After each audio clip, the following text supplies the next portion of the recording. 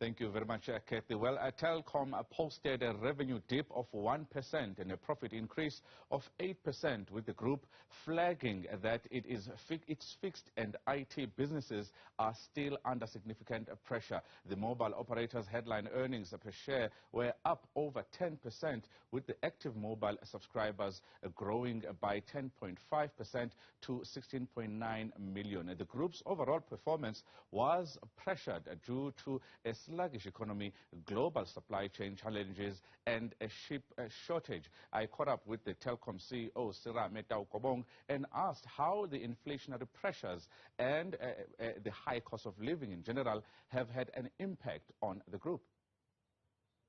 It has been a tough, challenging environment, but I think in terms of the overall performance from Telkom, we've seen a various mix in the results.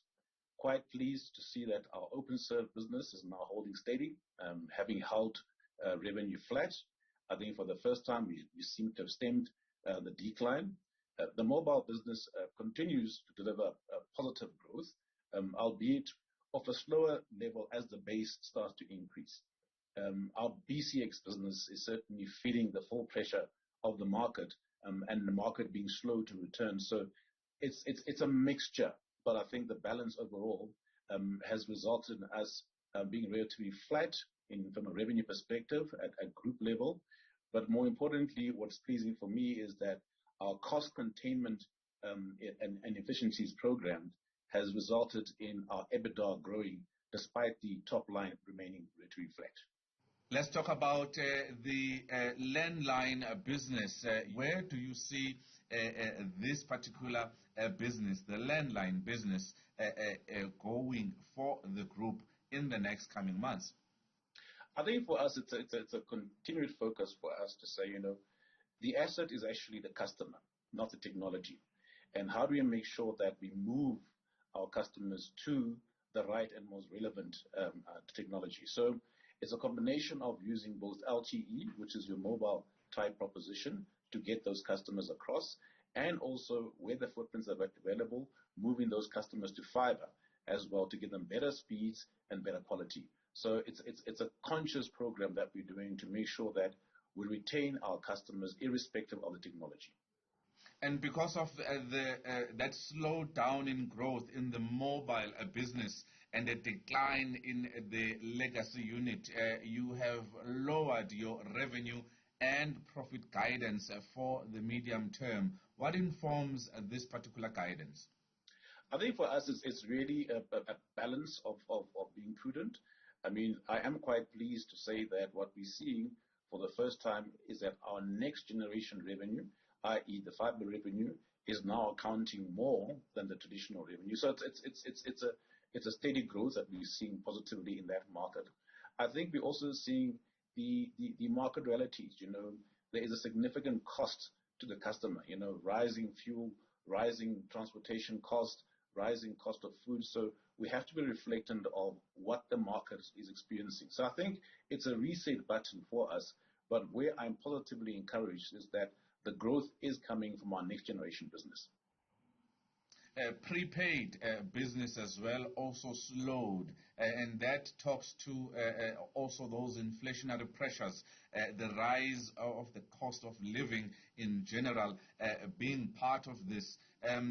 So how are you seeing prepaid being a focal point for you, and where would you want it to go in the medium term? I think for us in prepaid is really understanding the pressures our customers are under and making sure that our products and services offer them value in order for them to be able to survive in this market that we're seeing. So I think the biggest focus for us is really how do we drive retention, how do we make sure that we keep customers for longer and get them to experience the Telkom magic for slightly longer. So be understanding of what the customer's pain points are. Look at introducing, for instance, lower denomination value bundles or lower tenure ones, because customers are buying to what their pockets can afford. You recently also followed suit with the other telecommunications companies that have announced price adjustments, price increases. Tell us the move, the decision that you've taken? What informed this particular move? Because we already know that there was a price freeze for 2 years. So some would say it was about time that Telkom actually increased its prices. But it's not across the board as far as I can see. Yes, I think it's also trying to balance, obviously, the increased cost pressures we are also facing. Things like load shedding, which has a significant impact on our overall cost, because now you have to secure more batteries, more generator, more fuel. But like I said, it's also cognizant of what is our overall customers experiencing, and to make sure that for particularly the prepaid market, those customers who are challenged with affordability, they don't feel that significant chunk of the pain. Mr. Taukobong, the other subsidiary, SwiftNet, the masts and tower business, also did well, revenue growing by 4.4%. Your plans for this particular unit in the coming year? I think with SwiftNet, we'll continue to make sure that we drive on increasing our productive tower base, also making sure that we continue to drive our tenancy. So obviously, the more tenancy, the higher tenancy you have, the better value you can extract out of that.